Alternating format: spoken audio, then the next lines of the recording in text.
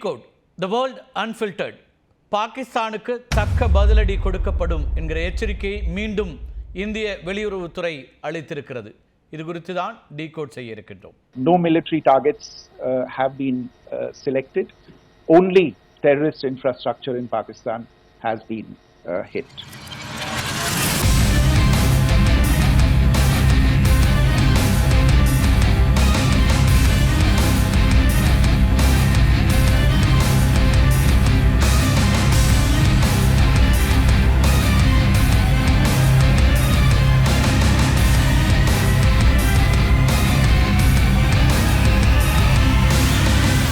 இந்தியாவின் ஆபரேஷன் சிந்தூரை தொடர்ந்து இந்தியா பாகிஸ்தான் இடையேயான பதற்றம் அதிகரித்து வரக்கூடிய சூழல்ல பாகிஸ்தான் போர் பதற்றத்தை ஏற்படுத்தியதாகவும் அதற்கு இந்தியா பதிலடி மட்டுமே கொடுத்து வருவதாகவும் இந்திய வெளியுறவுத்துறை அறிவித்திருக்கிறது.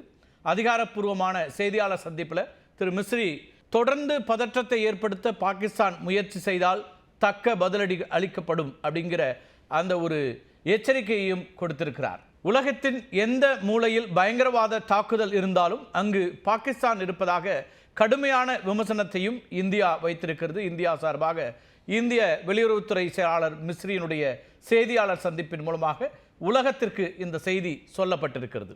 துருக்கி மற்றும் சீனாவை தவிர முக்கிய உலக நாடுகள் அனைத்தும் இந்தியாவுக்கு ஆதரவான நிலைப்பாட்டை எடுத்துள்ளன.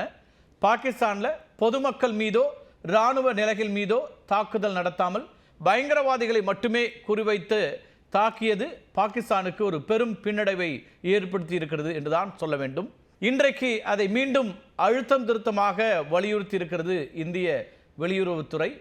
அங்கே இருக்கக்கூடிய தீவிரவாத முகாம்கள் மட்டுமே தாக்குதலுக்கு உள்ளாக்கப்பட்டன, தீவிரவாத முகாம்கள் மட்டுமே குறிவைக்கப்பட்டன என்பதை அழுத்தமாக மீண்டும் இந்தியா குறிப்பிட்டிருக்கிறது.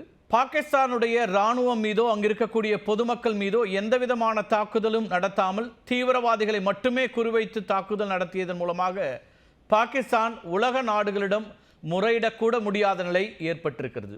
இது இந்தியாவுடைய மிகப்பெரிய டிப்ளமேட்டிக் சக்சஸ் அப்படின்னு பார்க்கப்படுகிறது. எதிரி நாட்டில் ரகசிய நடவடிக்கைகளை மேற்கொள்ள அதிக அளவு திட்டமிடல் தேவைப்படும். இலக்கை அடையாளம் காண்பது, தாக்குவதற்கான போக்குவரத்து, அதாவது ஏர் டிராஃபிக்கா அல்லது தரைவழி தாக்குதலா அப்படிங்கிற அந்த வகையான அந்த போக்குவரத்து, அதேபோல் ஆயுதங்களுடைய தேர்வு, தாக்குதலுக்கான நேரம், இவை அனைத்தையும் இந்தியா மிக நேர்த்தியாக செய்துள்ளதாக இராணுவ அதிகாரிகள் பெருமிதம் தெரிவிக்கிறார்கள். பாகிஸ்தான் இந்தியா மீது நடத்துவதற்கு முயற்சித்த தாக்குதல்களும் தடுத்து நிறுத்தப்பட்டிருக்கின்றன. இன்று அதிகாலை, அதாவது 8ஆம் தேதி காலையில் பாகிஸ்தான் நடத்திய அந்த தாக்குதல் முயற்சிகள் தோல்வியில் முடிந்திருக்கிறது. அவை இந்திய இராணுவத்தினால் தடுத்து நிறுத்தப்பட்டிருக்கின்றன.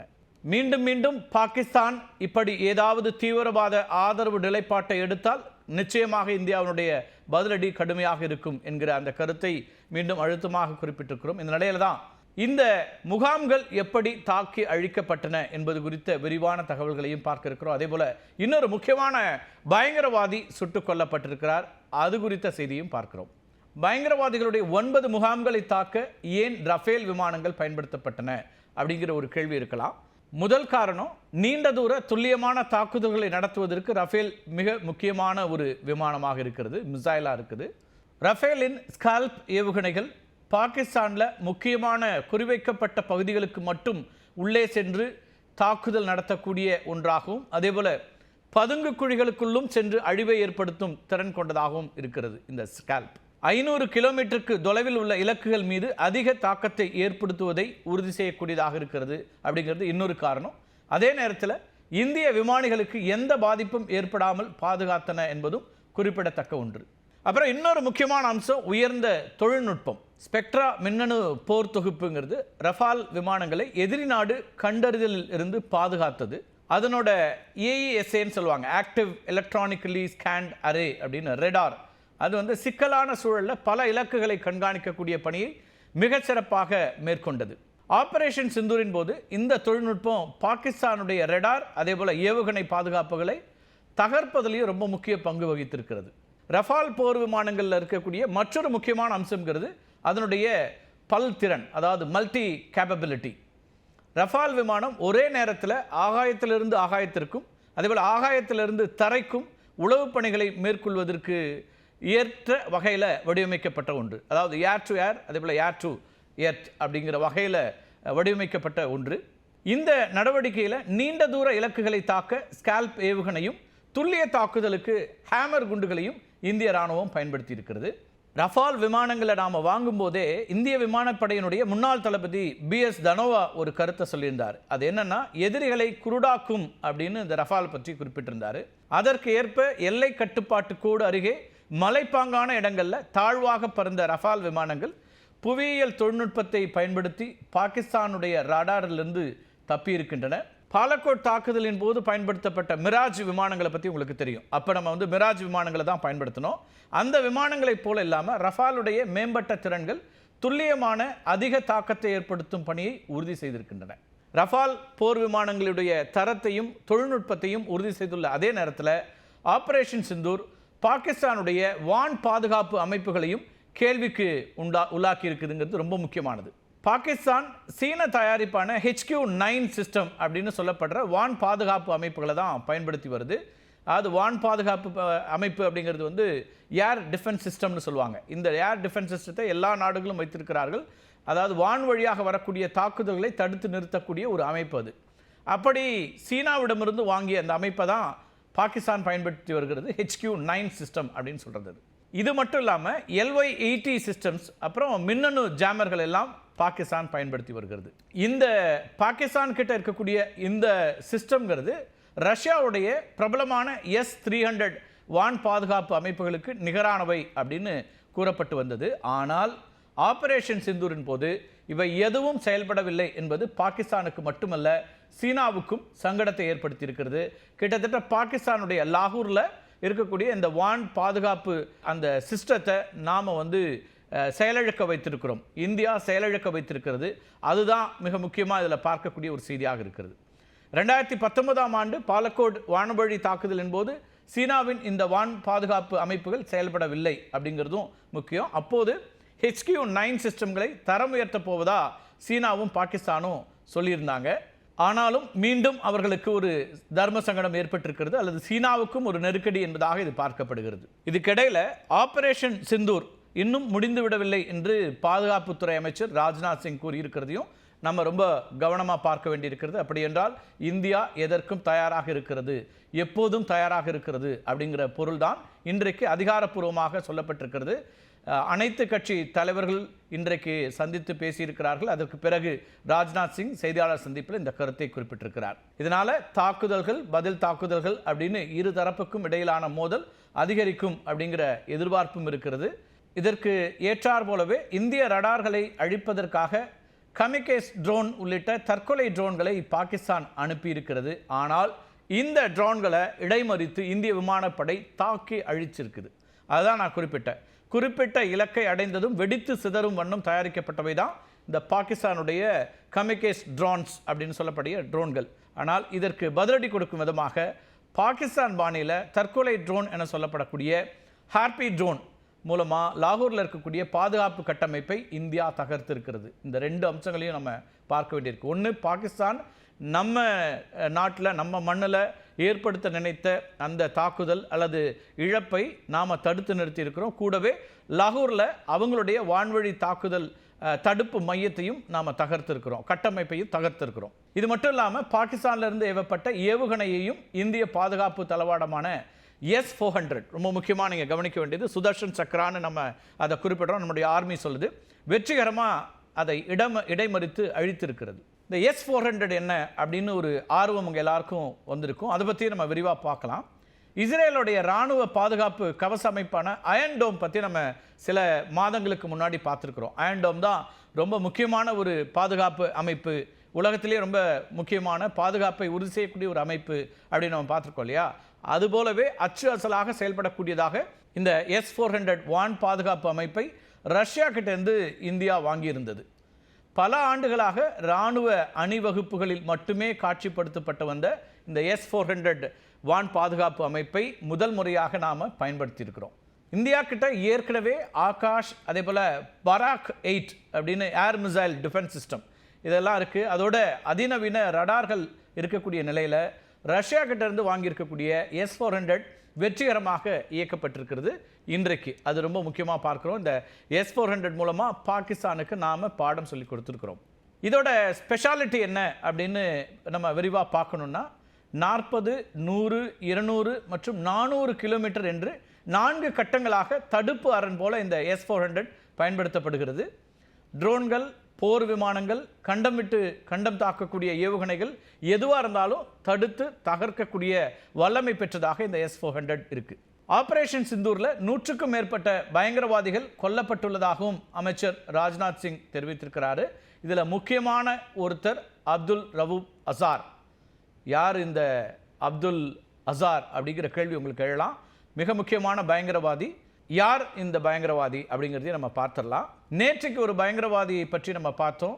அந்த பயங்கரவாதியினுடைய சகோதரர் தான் இந்த அப்துல் அசார். பாகிஸ்தானுடைய பஞ்சாபின் பகவல்பூரில் பிறந்த ஒரு பயங்கரவாதி. ஐக்கிய நாடுகள் சபையினால் பயங்கரவாதியாக அறிவிக்கப்பட்டுள்ள மசூத் அசாத்தோடைய சகோதரர். நேற்றைக்கு நம்ம பார்த்தோம், நேற்றைய காணொலியில் பார்த்தோம்.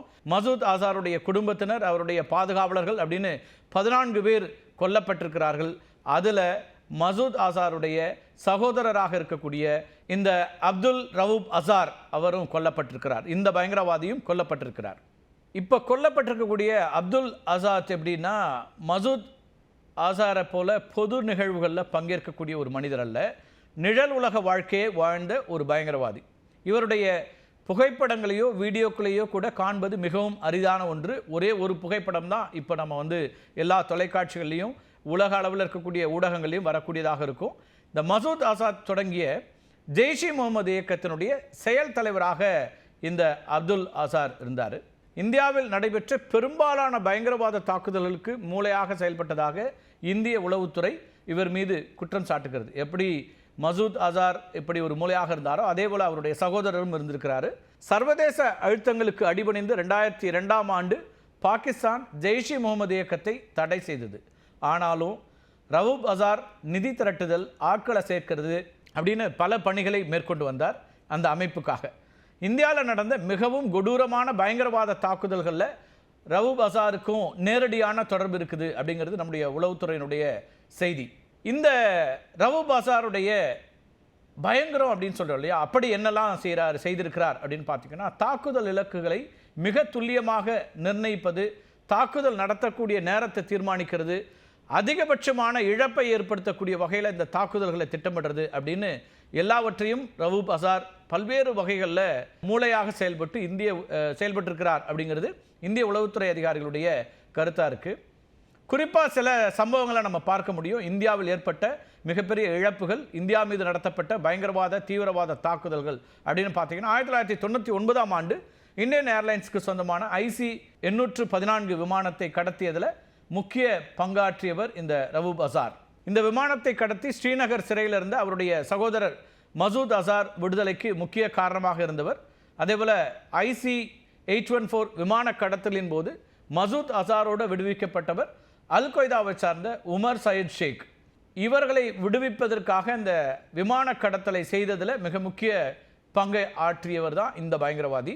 அதேபோல் இன்னொரு பயங்கரம், உலகமே கவலையோடு பார்த்த ஒரு பயங்கரமும் நிகழ்ந்தது. அமெரிக்க பத்திரிகையாளர் டேனியல் பியர்ல் அப்படிங்கிறவர் மிக கொடூரமாக கொல்லப்பட்டார். வால் ஸ்ட்ரீட் ஜேர்னலுடைய புலனாய்வு பத்திரிகையாளர் தான் இந்த டேனியல் பியர்ல். கராச்சியில் பணியில் இருந்தபோது உமர் சயீத் ஷேக் அப்புறம் ரவூப் அசாருடைய கும்பலால் அவர் கடத்தப்படுறாரு.